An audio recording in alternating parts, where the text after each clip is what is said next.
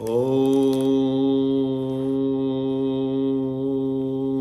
ब्रह्मानन्दं परम सुखदं केवलं ज्ञानमूर्तिं द्वन्द्वातीतं गगनसदृशं तत्त्वमस्यादिलक्ष्यम् एकं नित्यं विमलमचलं सर्वदी साक्षिभूतं भावातीतं त्रिगुणरहितं सद्गुरुं तं नमामि। सद्गुरुं तं नमामि।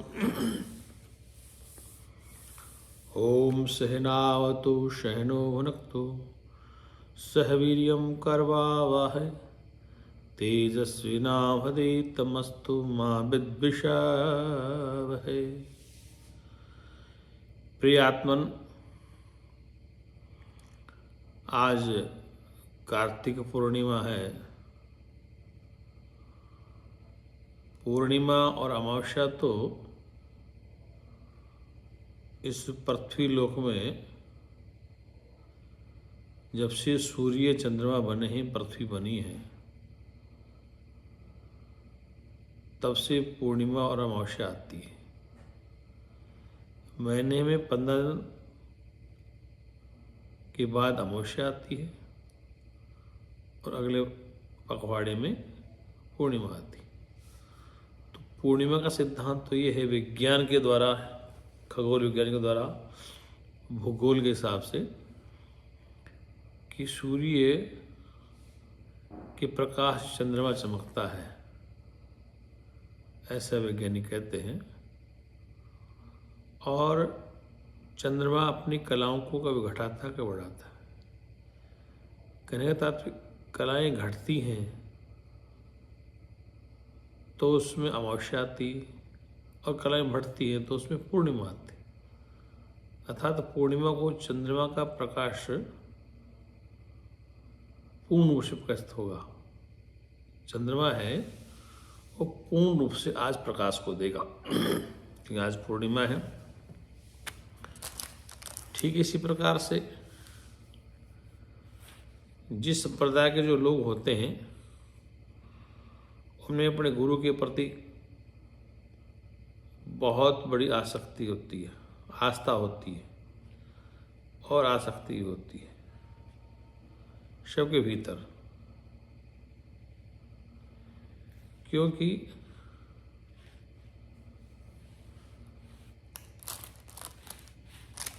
गुरु के प्रति श्रद्धा और भक्ति जब तक जिज्ञासु नहीं करेगा तो वह अपने परम लक्ष्य को प्राप्त नहीं कर पाएगा। क्योंकि वेद भी कहता, शास्त्र भी कहता, गीता भी कहती है, श्रद्धावान लभते ज्ञानम सतेन्द्रिय। जो गुरु के प्रति श्रद्धावान होता है वही ज्ञान को प्राप्त करता है और वही सत्य को प्राप्त कर सकता है। इसलिए गुरु के प्रति श्रद्धा और समर्पण का होना अति आवश्यक है। तो प्रियात्मन, आज का जो प्रातः काल का जो सत्संग है, अभी मेरी घड़ी में 3:47 प्रातः काल के हुए हैं और ये पूर्णिमा 6:19 प्रातःकाल प्रारंभ हो जाएगी। अर्थात चंद्रमा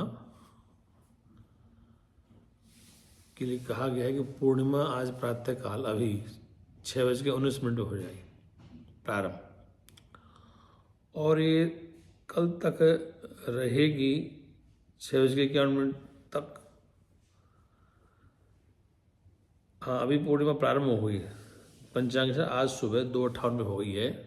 पहले मैंने जो कहा वो उसको मैं वापस शब्दों को लेता हूँ। तो पूर्णिमा अभी प्रारंभ हो गई पंचांग के हिसाब से। अब पूर्णिमा का तात्पर्य जिस चंद्रमा चमकता है रात्रि को पूरी रोशनी देता है। ठीक इस प्रकार से मैंने बताया कि पूर्णिमा और अमावस्या तो जब से संसार की रचना हुई है, इस संरचना में सूर्य, चंद्रमा, आकाश, पृथ्वी, वायु, जल, अग्नि, मिट्टी जो बने हैं, तब से पूर्णिमा और अमावस्या है। मानव जीवन जब से आविष्कार हुआ बुद्धि का, जब से खोज की मनुष्य ने, और इस रहस्य का पता चला है कि पूर्णिमा और अमावस्या क्यों होते हैं। तिथि पंचांग का आविष्कार मनुष्य ने किया है। पंचांग का आविष्कार मनुष्य ने, खगोलीय जो क्रियाएं होती हैं, सूर्य की चंद्रमा परिक्रमा देता है, और ये पृथ्वी भी सूर्य की परिक्रमा करती है। और ये परिक्रमा करते करते कभी चंद्र ग्रहण होता है, कभी सूर्य ग्रहण होता है। ग्रहण का तात्पर्य यह है कि पृथ्वी की परछाया आ जाती है, उस हिस्से में ग्रहण होता है। सूर्य ग्रहण और चंद्र ग्रहण, ग्रहण की बात कर रहा हूँ, ये पूर्णिमा की बात नहीं कर रहा। तो चंद्र ग्रहण और सूर्य ग्रहण ये खगोलीय घटनाएं हैं, जब से सृष्टि बनी तब से होती रही हैं और होती रहेंगी। इन खगोलीय घटनाओं को कोई अवतार इत्यादि नहीं रोक सकते।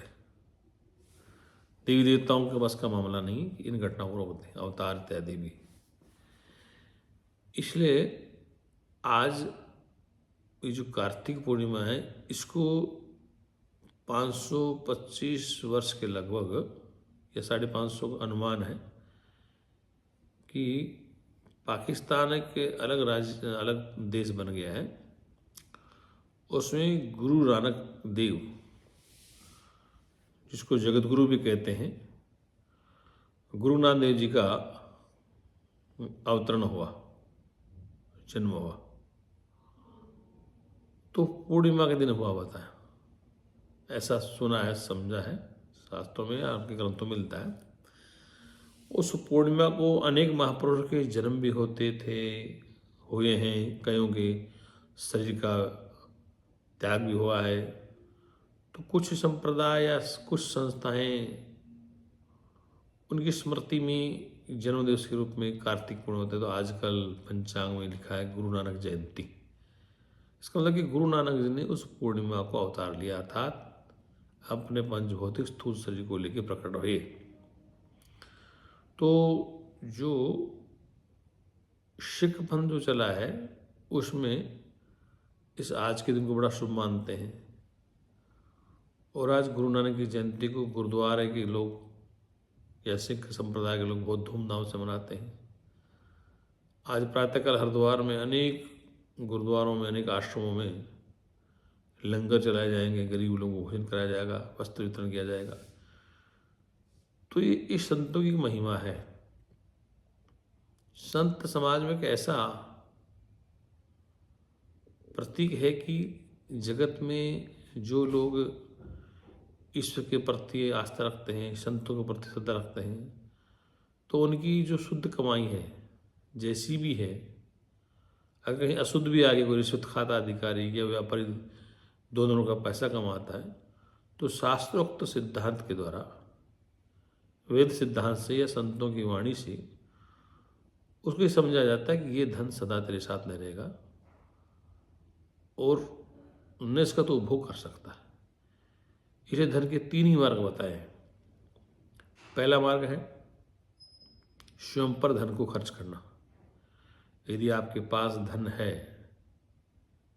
चाहे वो 2 नंबर का है चाहे 1 नंबर का है, तो उस धन को यदि आपने अपने बच्चों की शिक्षा दीक्षा पे आपने वो खर्च किया, अच्छा खाया, अच्छा पहना, अच्छा आवास है, बच्चों की शिक्षा दीक्षा है, तो ठीक किया आपने, थोड़ा बहुत ठीक किया।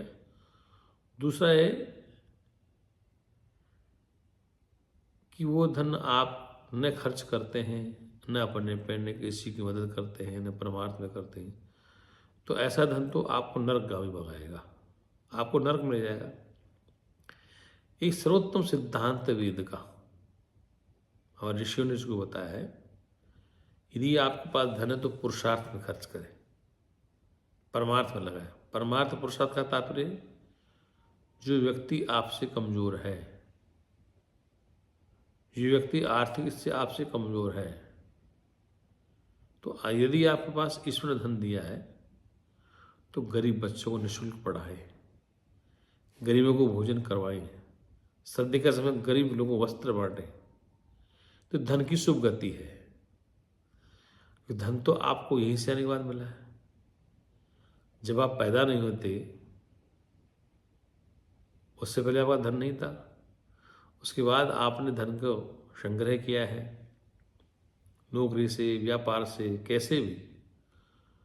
तो शास्त्र कहता है, संत कहते हैं, उस धन की शुभ गति, सबसे गति अच्छी क्या होगी कि उस धन को, यदि आपके पास धन है तो उसको मानव कल्याण में लगाया जाए, मानव हितार्थ में। जैसे कि विद्यालय, वाचनालय, शौचालय, पाकशाला, भोजनालय, लंगर चलवाना, धर्मशालाएं बनवाना, गौशालाएं बनवाना। क्योंकि भारत के अनेक प्रांतों में बड़े बड़े व्यापारी, बड़े सेठ और बड़े बड़े दानदाता हुए हैं। तो उनकी एक महिमा है कि उन्होंने उस धन को महापुरुषों के मार्गदर्शन के द्वारा सदकर्म में लगा। एक बार का दृष्टांत देता हूं कि हिंदू काशी विश्वविद्यालय इलाहाबाद में बन रहा था, बनारस में, BHU, बनारस हिंदू विश्वविद्यालय। तो उसके संस्थापक थे, उन्हें सोचा कि उस धन को इकट्ठा करके विद्यालय खोला जाए जिसमें हिंदू धर्म के लोग वेद शास्त्र पढ़े। डॉक्टर मदन मोहन मालवीय उनका नाम मुझे याद आया। तो किसी व्यापार के पास पहुंचे और व्यापारी से कहा जाकर के, तो उस समय बिजली नहीं हुआ करती थी तो दीपक जलते थे। तो नौकर था उनका, दीपक जला रहा था, तो उससे एक माचिस जल्दीबाजी में जली नहीं, बेकार हो गई, दूसरी माचिस और जलाई, तब दीपक जला। तो सेठ जी ने बड़ा क्रोध कर दिया। सेठ जी बोली कि तुझे होश नहीं, माचिस को तुमने जला दिया, वेस्टेज कर दिया, ये ठीक है नहीं। तो डॉक्टर मदन मोहन मालवीय ने सोचा, डॉक्टर मदन मोहन मालवीय ने विचार किया कि सेठ इतना कंजूस है, एक माचिस की तिल्ली ज़्यादा जलने से अपने नौकर को डांट रहा है, तो ये हमें क्या दान देगा। तो डॉक्टर मदन मोहन मालवीय वहाँ से खड़े हो गए, चलने लगे। तो सेठ जी बोले, आइए महाराज, आइए प्रभु, किस काम से आप आए थे। बोले, काम तो ऐसा है कि वो आपके यहाँ से मुझे सिद्ध नहीं प्राप्त हो रहा, हो नहीं पाएगा। तो बताइए बताइए क्या सेवा है। उन्होंने कहा कि एक मैं विश्वविद्यालय खोलने जा रहा हूँ जिसमें हमारे सनातन धर्म के लोग पढ़ेंगे, विद्याशास्त्र पढ़ेंगे, हिंदी का ज्ञान करेंगे और अच्छे युवा तैयार होंगे। तो मैं विद्यालय की परिकल्पना लेके आया था कि कुछ धन आपसे प्राप्त हो जाए तो विद्यालय प्रारंभ किया जाए। उसने कहा, मुनीम जी सिद्धराव, अपने मुनि को बुलाया और उस जमाने में BHU बनारस हिंदू विश्वविद्यालय की स्थापना के लिए उन्हें 25,000 की हुंडी दे दी। उस आज चेक है, पहले हुंडी होती थी, हुंडी भी चेक जैसे होती थी। एक व्यापारी यहाँ से हुंडी देता था, दूसरी व्यापारी का हुंडी ले लो, एक चेक यहाँ से लिया आपने, किस बैंक में डाल के पैसा ले लो। तो ऐसे हुंडी चेक जैसे होती थी। तो 25,000 मतलब आज वो 25 करोड़ है, इतने वर्ष पहले। तो ये थी दान की महिमा। तो आज ये कार्तिक पूर्णिमा में हमारे आश्रम में यात्री आए हुए हैं, आज हमारे में लंगर चलेगा। लेकिन उसके साथ साथ मैं एक चैप्टर बीच में ही कई बार छोड़ देता हूँ इधर उधर सत्संग कारण, तो आज फिर इसको प्रारंभ करते हैं। तो वह चैप्टर है प्रश्नोपनिषद का। तो प्रश्नोपनिषद में आचार्य पिपलाद से गार्गी ऋषि पूछ रहे हैं। उन्होंने प्रश्न किया कि सुसुप्ति का निर्माण कैसे होगा। सुसुप्ति में निरूपण क्या होगा? तो यहाँ पर आचार्य गार्ग्य कहते हैं स यदा तेजसा विभूतो भवत्यत्र देव स्वप्नान्न पश्चत्व। सीधी सरल भाषा में कहा है कि सुसुप्ति का निरूपण क्या होगा? सुसुप्ति में गहरी निद्रा में जिस समय ये मन तेज से आक्रांत हो जाता, उस समय ये आत्मदेव स्वप्न नहीं देखता है, उस समय इस शरीर में ये सुख होता है। जिस समय ये मन है ये आक्रांत हो जाता है तो स्वप्न नहीं दिखता है, तो सीधा सुसुप्ति में जाता है। और कहने का पूरा सीधा यह है कि ये जो मन है, इसके लिए कहा ऋषि ने कि उस समय इंद्रियों के सहित मन की किरणों का हृदय में उपसंहार हो जाता है। ये सूर्य की किरणें सूर्य से उदय होती हैं और सूर्य में अस्त हो जाती है। उसी प्रकार जिस समय मन काष्ठ में व्याप्त अग्नि के समान, जैसे लकड़ी में अग्नि होती है वो व्याप्त होती है, उसी प्रकार से ये जो मन है काष्ठ में व्याप्त अग्नि के समान निर्विशेष विज्ञान रूप से संपूर्ण शरीर को व्याप्त करके स्थित होता है। उस समय वह सुसुप्ति अवस्था में पहुंच जाता है। यह अर्थात इस समय यह मन नाम वाला देव स्वप्न को नहीं दिखता, क्योंकि यह देखने का द्वार तेज से रुक जाता है और वह इस शरीर में सुख होता है, ऐसा अभिप्राय समझता है। कहता है कि प्रातःकाल बहुत अच्छी निद्रा है। अब यहां कहा है कि अगला उत्तर दिया पिपलाद ऋषि ने, स यथा सौम्य वया स यथा सौम्य वयामसी वक्षो वृक्षम संप्रतिष्ठते एवं हवे तत्वसम पर आत्मा संप्रतिष्ठते। स यथा सौम्य, ये सौम्य जिस प्रकार पक्षी है वो अपने बसेरे के वृक्ष पर जाकर बैठ जाता है, उसी प्रकार वह सब कार्यकारण संघात सबसे उत्कृष्ट आत्मा में जाकर स्थित हो जाता है मन सुसुप्ति अवस्था में। ये पक्षी अपने घोंसले पर जाके वृक्ष पर बैठ जाता है, ऐसे मन भी अपने आत्मा में स्थित हो जाता है और वह आत्मा ही अक्षर में जाकर हो जाता है। तो यहाँ पर कहा है कि किम तत्सर्वम, वह सब किस में ले जाता है, वह सर्वम क्या है? तो वह कहा है वह सब क्या है? तो इस पर पिपलाद जी कहते हैं पृथ्वी च पृथ्वी मात्रा च पश्चाच वो मात्रा च तेजश्च तेजो मात्रा च वायुश्च वायु मात्रा च आकाश आकाश मात्रा च चक्षुष द्रष्टव्यम च श्रोतव्यम च घ्राणम च घ्रातव्यम च रसम च वक्तव्यम च स्पर्शयति च वाक्यम वक्तम च हस्तौ।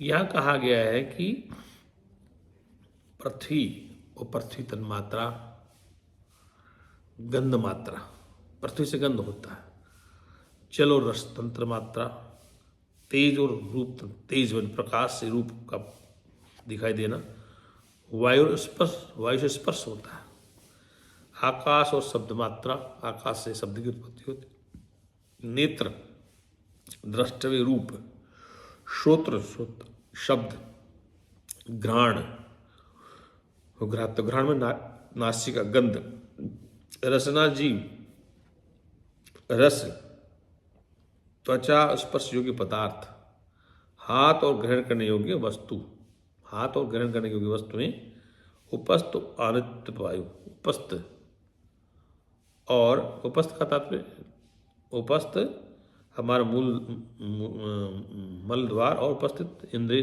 जननेन्द्रिय और वायु और जननेन्द्रिय और उपसर्ग, जिससे कि जननेन्द्रिय से पेशाब निकालते हैं बाहर आता है, पैर और गंतव्य स्थान, मन और मनन करने योग्य बुद्धि, मन और मनन करने योग्य बुद्धि और बोधव्य अहंकार और अहंकार का विषय चित्त और चेतने तेज, चित्तो चेतनी तेज और प्रकाश पदार्थ तथा प्राण और धारण करने योग्य वस्तु, ये सभी आत्मा में लीन हो जाते हैं। अर्थात सुसुप्ति में सब आके आत्मा में लीन हो जाते हैं। क्योंकि यहाँ पता है, सीधा स्पष्ट कहा है भाष्य में शंकराचार्य ने, इस प्रकार वर्ण की ज्ञानेन्द्रियाँ, कर्मेंद्रियाँ तथा पूर्वोक्त मन और उसका मंतव्य विषय, निश्चयात्मिका बुद्धि, कौन सी बुद्धि? निश्चयात्मिका बुद्धि और उसका बुद्ध विषय अहंकार, अभिमानात्मक अंतःकरण और उसका विषय अहम कर्तव्य चित्त, चेतनयुक्त अंतःकरण, उसका चेतित्व विषय तेज यानी त्वगिंद्रिय से भिन्न प्रकाश विशिष्ट त्वचा और विद्योत्पिते उससे प्रकाशित होने वाला विषय चर्म चमड़ा तथा प्राण जिसे सूत्रात्मक कहते हैं और उसे धारण किए जाने योग्य अर्थात ग्रथित होने योग्य, ये सब सुसुप्ति के समय आत्मा में जाकर स्थित हो जाता है। क्योंकि पर आत्मा के लिए सहमता नाम रूपात्मक संपूर्ण कार्य कारण जात इतना ही है, मतलब कि ये इसमें लीन हो जाता है जाकर सूत्र में। इससे परे जो आत्मस्वरूप जल में प्रतिबिंब सूर्य के समान इस शरीर में कर्ता भोक्ता रूप से अनुप्रविष्ट है। यह होता है कि सूर्य का जल जैसे सूर्य का प्रतिबिंब जैसे जल में चमकता है, जल में पड़ता है, तो उसके होता है सुसुप्ति जीव की परमात्मा प्राप्ति कैसे होती है? सुसुप्ति में जीव की परमात्मा प्राप्ति कैसे होती है? एज ही दृष्टा संप्रष्टा श्रोता घ्राता ऋषता मंता बोधा कर्ता विज्ञानात्मा पुरुष स प्रवेक्षरम आत्मनि संप्रतिष्ठते। आचार्य पिपलाद कहते हैं कि हे गार्गे, यही दृष्टा, स्वप्न दृष्टा, श्रोता, घ्राता सूंघने वाला, रक्षिता मंता मनन करने वाला, बोधा और कर्ता विज्ञान आत्मा पुरुष है, वह पर अक्षर आत्मा में सम्यक प्रकाश से स्थित हो जाता है सुसुप्ति अवस्था में। क्योंकि यहाँ कहा गया है कि पुरुष जगत आधारभूत अक्षर आत्मा में सम्यक रूप से स्थित हो जाता है सुसुप्ति में। अक्षरम के साथ उस विज्ञानात्मा एकत्व जानने वाले को जो फल मिलता है वो बतलाते हैं। जिसने उस अक्षर परमात्मा को जान लिया, विज्ञानात्मक, उसका फल क्या है? परमेवाक्षरम पद्धति स यो है वे तदच्छायाम शरीरम लोहितम शुभ्रम अक्षरम वेदते यस्तु योम्य स सर्वज्ञ सर्वो भवति तदीसम श्लोक है। यहाँ पिपलाद ऋषि कहते हैं कि हे सौम्य, सौम्य को सौम्य प्रिय, ये गार्गे, इस छायाहीन अशरीरी, यहाँ पर परमात्मा की परिभाषा दी पिपलाद ने कि छायाहीन, जिसकी छाया नहीं है, अशरीरी जो शरीर वाला नहीं है, अलोहित शुभ्र अक्षर को जो पुरुष जानता है, मतलब उसकी विशेषता है ब्रह्म की कि वो छायाहीन है, अशरीरी है, अलोहित है, शुभ्र अक्षर को जो पुरुष जानता है वह पर अक्षर को भी प्राप्त हो जाता है, वह सर्वज्ञ और स्वरूप हो जाता है। इस संबंध में श्लोक मंत्र है, अर्थात वो सर्वज्ञ स्वरूप हो जाता है जो इसको जानता है। किसको? अब यहाँ बताया है कि मन का अविषय शिव शांत और सबाहंतर अज परब्रह्म को जानता है तथा जो सबका त्याग करने वाला है, हे सौम्य, वह सर्वज्ञ हो जाता है, उससे कुछ भी अज्ञात नहीं रह सकता तथा वह अविद्यावश पहले से असर्वज्ञ था।